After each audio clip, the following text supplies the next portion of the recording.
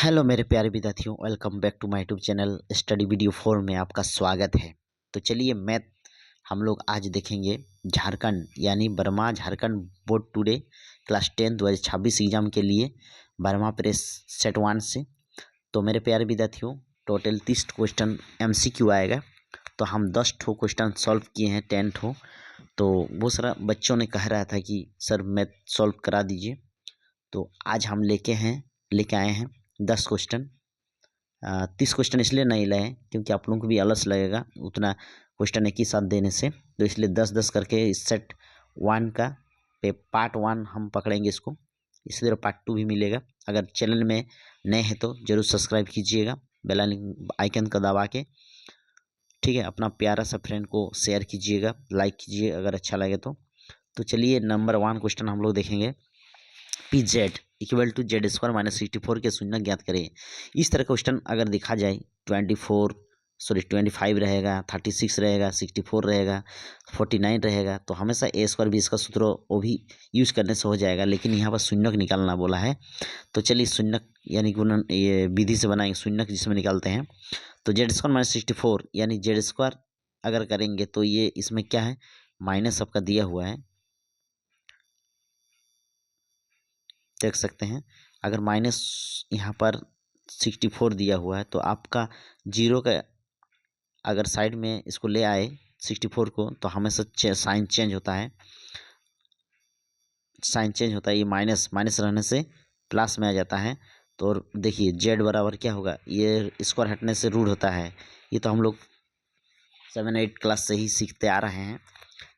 Square hundred root यानी 64 का root कितना निकला 8, प्लस माइनस में लिखेंगे क्योंकि आंसर हो सकता है प्लस में माइनस में, इसलिए दोनों का पहचान इसे देना है और 8 लिखना है। तो ये सही आंसर है आपका। तो चलिए इसका ए नंबर सही आंसर। नेक्स्ट क्वेश्चन देखेंगे, ज़्यादा टाइम नहीं लेंगे, थोड़ा स्पीड से जाएंगे। तो चलिए इसको क्वेश्चन हम लोग देखते हैं। दिए गए बिंदुओं P06, बिंदु Q70 एवं बिंदु R50 में से कौन बिंदु एक्स अक्ष पर प्रतिष्ठित करते हैं। तो हमेशा याद रखिएगा ये क्वेश्चन हॉल करने से पहले मेरा एक बात सुन लीजिए। अगर एक्स अक्ष पर कहीं भी लिखा रहेगा एक्स अक्ष पर, तो हमेशा एक्स का मान 0 नहीं होगा, वाई का मान 0 होता है, ठीक है। अगर एक्स अक्ष पर कहीं वाई अक्ष अगर बोलता तो 0 वाई लिखते, तो एक्स अक्ष पर बोला गया है। तो यहाँ साफ साफ नज़र आ रहा है वाई में कौन कौन सा में 0 है, तो उसको ही आंसर वही आंसर होगा। ये तो नहीं होगा, इसमें है, देखिए इसमें भी है, यानी ऐसे अगर अनुमान लगाएं तो पी और क्यू आंसर होगा। तो चलिए उसको अनुमान के अनुसार हम नहीं जाएंगे, हम लोग हल करेंगे। हल क्या है कि एक्स अक्ष पर स्थित किसी बिंदु के लिए वाई निर्देशांक हमेशा क्या होता है, 0 होता है, ठीक है। हमेशा वाई का मान 0 होना चाहिए। तो चलिए पॉइंट दिया हुआ है, बिंदु पहला बिंदु था 06, यहाँ वाई का निर्देशांक क्या है 6 है, इसीलिए एक्स अक्ष पर स्थित नहीं है, ये वाला नहीं होगा आंसर। सेकंड बिंदु में देखते हैं क्यू का मान है 70, यानी यहाँ वाई के निर्देशांक 0 है, इसलिए यह एक्स अक्ष पर स्थित है। थर्ड नंबर ऑप्शन ये पॉइंट देखेंगे, यहाँ आर का मान दिया है 50, यहाँ पर भी वाई का मान 0 है, वाई के निर्देशांक 0 है, इसलिए यह भी एक्स अक्ष पर स्थित है। तो इसका सही आंसर हो जाएगा डी, यानी दोनों क्यू और आर, यानी क्यू में भी दिया हुआ और आर में भी दिया हुआ है, तो आंसर हो जाएगा बी नंबर। तो चलिए 3 नंबर की ओर जाते हैं। देखिए इसका क्वेश्चन है, दो समपरिमेय संख्याओं के बीच कम से कम कितनी विषम संख्या हो सकती है। दो सम की अगर बात का कर लिया जाए, जैसे 2 है सम संख्या, 4 है, तो उसके बीच में क्या आ सकता है विषम संख्या 3, तो कितना संख्या कितना ठो है, काउंटिंग करने बोल रहा है, तो आंसर 1 हो जाएगा। कितना ठो है, 1 होता है, ठीक है। कोई भी संख्या को लीजिए, एक दो सम होना चाहिए और बीच का जो संख्या आएगा एक ही ठो ही विषम संख्या आ सकता है। तो चलिए इसको हल ठो देखते हैं इसका। दो सम परिमेय संख्याओं के बीच कम से कम एक विषम संख्या हो सकती है। उदाहरण के लिए जैसे 2 4, 3 नहीं बीच में तो 1 ठो हुआ, ठीक है। इसी तरह क्वेश्चन आप लोगों के बीच प्रोवाइड हो रहा है। अगर नया है चैनल, बार बार कहा जा रहा है, मेहनत लगा है, अगर हो सके तो सब्सक्राइब कीजिएगा अगर अच्छा लगे तो। चलिए 4 नंबर की ओर जाएंगे आप हम लोग।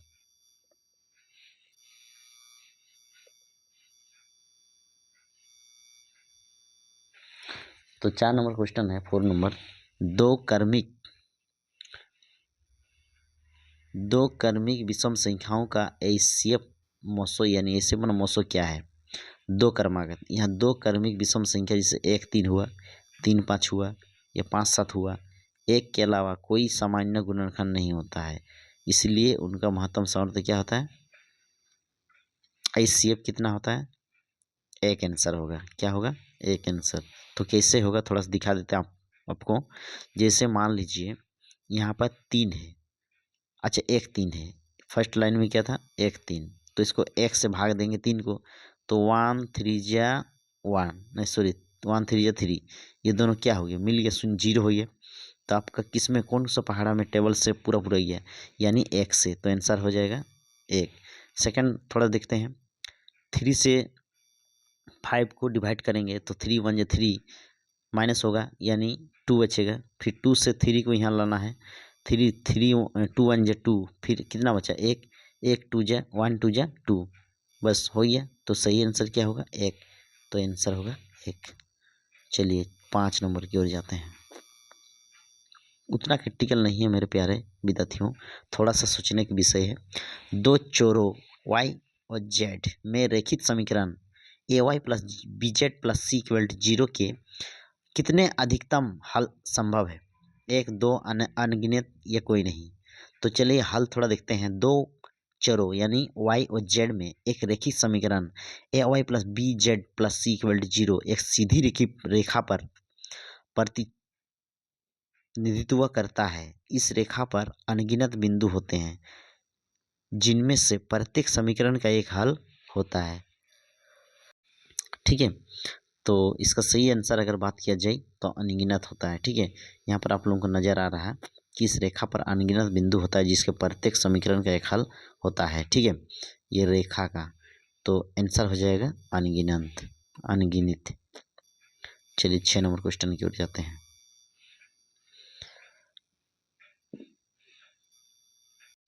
6 नंबर क्वेश्चन है, संगत समीकरण युग्म द्वारा निरूपित रेखाएं कैसी होती है। तो इसमें तो आंसर होगा प्रतिच्छेद। कैसे आते हैं हाल में देखेंगे।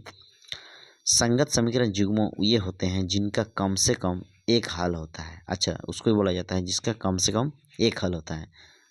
जब तब होता है जब रेखाएं या एक बिंदु पर प्रतिच्छेद करती है या संपाती एक दूसरे के ऊपर होते हैं। तो यहाँ पर क्वेश्चन कहा गया संगत समीकरण द्वारा युग्म निरूपित रेखाएं कैसी होती है, तो इसका सही आंसर हो जाएगा प्रतिच्छेद करती है या संपाती एक दूसरे के ऊपर होती है। तो सही आंसर हो जाएगा, सॉरी ये तो नहीं है,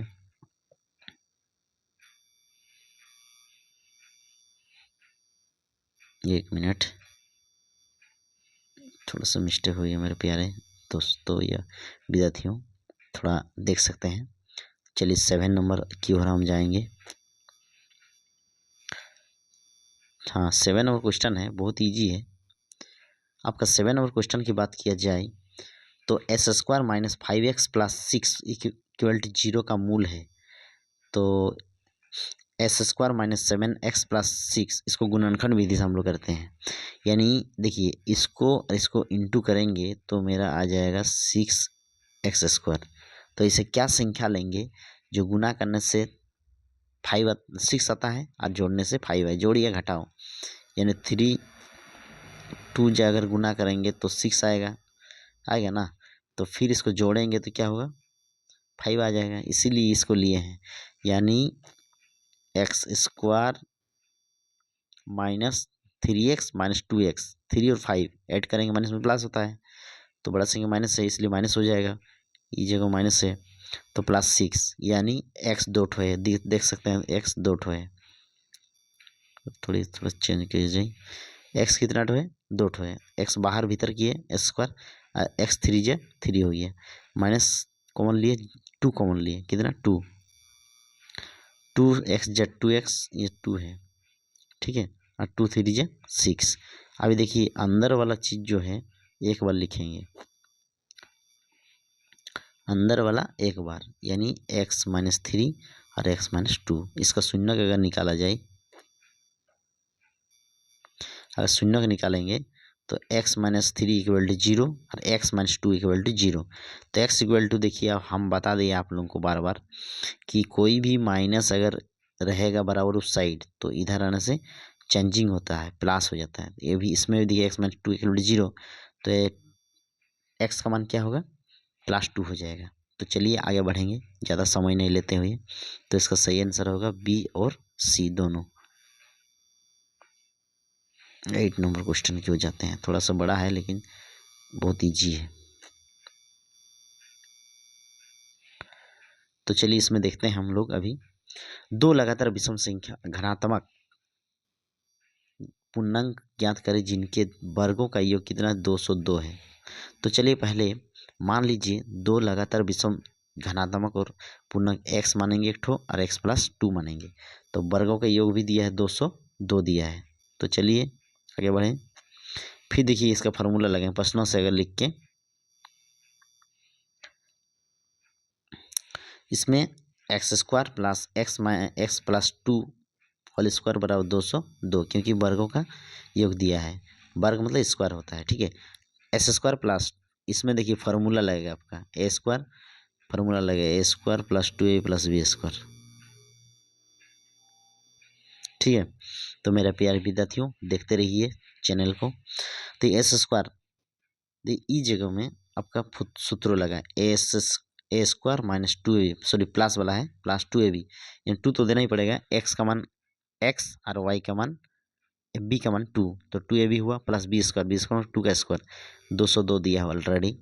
अभी देखिए s² प्लस s² माइनस ये तीनों को गुना करेंगे तो 4x आ जाएगा, प्लस 2 को 2 बार गुना करने से 4 आता है इक्वल टू 202। नेक्स्ट देखेंगे 2s² प्लस 4x प्लस 4, ये देखिए प्लस में है अंदर जाएगा तो माइनस हो गया, ठीक है। 2s² प्लस 4x माइनस, इसको घटाइए दोनों को तो 198 इक्वल टू 0। 2 कॉमन ले लेंगे तब अच्छा होगा। 2 अगर कॉमन लिया जाए तो हो जाएगा s² प्लस 2x माइनस 99, क्योंकि 99 2 जा 198, ठीक है, इक्वल टू 0। आप क्या करेंगे 2 जो है ई जगह में यहाँ पर इसको इधर जाएगा तो बटा हो जाएगा, ठीक है। तो s² plus 2x minus 99 equal to 0/2। आप देखेंगे क्या करना है, s² plus 2x minus minus हो जाएगा क्योंकि हाँ दिया ही हुआ है बराबर 0, 2 से 0 को भाग देने के 0 ही होगा, ठीक है। तो चलिए नेक्स्ट देखेंगे अभी क्या बता रहा है क्वेश्चन। यहाँ पर है s² प्लस, देखिए फर्स्ट और लास्ट को गुना करने से 99 ही आएगा, 99 आएगा, ठीक है। तो इससे क्या संख्या लेंगे, गुना करने से 99 आएगा और घटाओ ये जोड़ने से 2 आएगा, तो 1199 होता है और घटाने से भी क्या होगा माइनस 2 आएगा, ठीक है, ओनली 2, इसीलिए 11x माइनस 9x लिए माइनस 99 इक्वल टू 0। अब देखिए क्या करना है, यहाँ पर x डॉट होता, x बाहर भीतर कॉमन ले लिए तो s² 11x जा 11x माइनस है 9x माइनस प्लस माइनस 99 11 9 जा 99 हो गया। अब करना क्या है, इसमें कॉमन तो ले लिए, अभी ये दोनों के बीच को एक बार लिखना है, ठीक है मेरे प्यारे विद्यार्थियों देख सकते हैं। उसके बाद ये दोनों को लिखे और ये जो दोनों हैं इसको लिखे, ठीक है। फिर इसका शून्य का अगर निकालेंगे तो x माइनस 9 इक्वल टू 0, तो x बराबर क्या हो सकता है 9 होगा, तो ई जगह में है।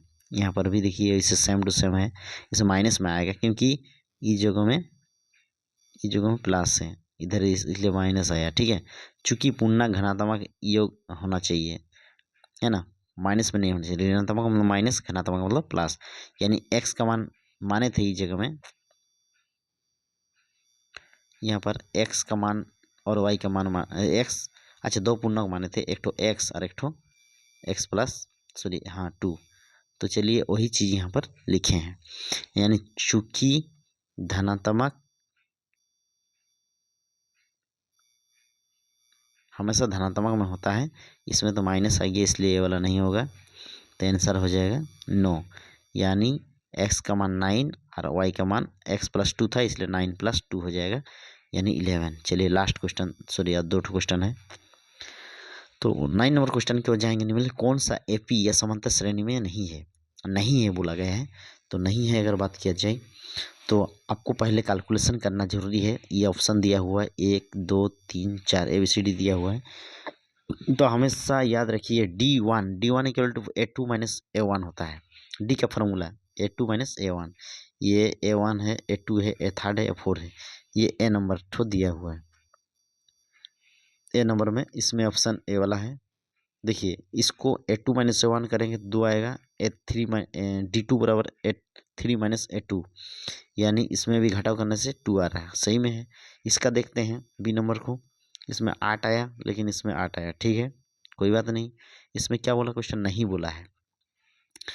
इसमें देखिए सी नंबर में देखिए डी का मान सूत्र लगे 4 आया, इसमें भी 4 आया, सही बात है, सही चल रहा है। लास्ट में देखिए इसमें आपका 3 है, इसमें 5 है, ये अलग अलग हो रहा है, इसलिए डी नंबर आंसर हो जाएगा। तो आंसर कितना होगा, डी। चलिए 10 नंबर आखिरी क्वेश्चन है, चलिए देखते हैं, ज़्यादा नहीं खींचेंगे। देखिए 10 नंबर में है 1 4 7 10 के 28वें पद का मान ज्ञात करें। क्या बोला है, पद और योग में अंतर है मेरे प्यारे विद्यार्थियों। पद बोलने से एन का फॉर्मूला लगाइएगा और योग बोलने से एस एन का। तो पहले लिख लेंगे ए का मान क्या दिया है 1, तो डी निकालना पड़ेगा, डी निकालना A2 माइनस A1 होता है, यानी 3। हमें कितना का मान निकालना, 28वां पद का। तो ए एन का फॉर्मूला लगाएंगे, एन का फॉर्मूला लगाइए, तो एन इक्वल टू क्या होता है, A plus N minus 1 bracket close D. तो एन मतलब 28 है, ठीक है। तो 28 यानी ए का मान क्या है, ऑलरेडी 1 है, ठीक है 1 लिखें। फिर एन माइनस 1, एन का मान 28 माइनस 1 इंटू डी का मान तो निकल गया 3, ठीक है। तो अब करना क्या है, यहाँ पर कुछ नहीं, 1 तो 1 ही रहेगा, ए का मान 1 था, तो 1 हो गया, इसमें 1 प्लस 27 यानी 28 से 1 जाएगा तो 27 बचेगा, ठीक है, इंटू 3 यानी 1 प्लस इसको दोनों को इंटू करेंगे तो 81 आएगा, 81 और 1 ऐड करेंगे तो कितना हो जाएगा 82। तो सही आंसर हो जाएगा मेरे प्यारे विद्यार्थियों 82। चलिए बेस्ट ऑफ लक, बहुत अच्छा। फिर मिलेंगे नेक्स्ट वीडियो में, अगर अच्छा लगे तो सब्सक्राइब कीजिएगा, ठीक है। धन्यवाद। पढ़िए बढ़िया से, प्रैक्टिस कीजिए और ताकि अच्छा रिजल्ट आ सके। तो चलिए आप लोगों के लिए मेहनत मैं बहुत कर रहा हूँ, आप लोग भी थोड़ा ध्यान दीजिएगा, सब्सक्राइब कर दीजिएगा अगर अच्छा लगे तो। धन्यवाद।